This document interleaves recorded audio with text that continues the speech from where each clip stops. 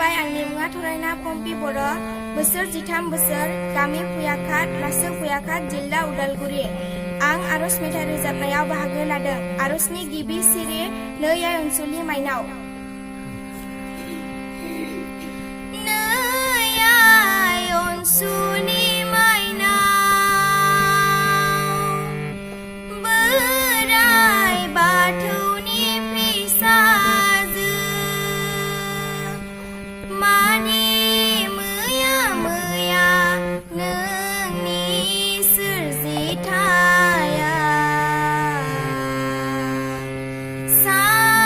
सानस'हाया नोंनि महरा नै आइ अनसुलि माइनाव बोराइ बाथौनि फिसाजो माने मैया मैया नोंनि सोरजिथाया सानस'हाया नोंनि महरा हासिबजों सिबलांबाय आइथेंजों सोद्रोबलांबाय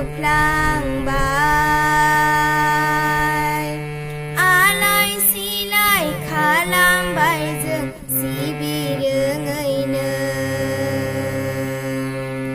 हासिबजों सिबलांबाय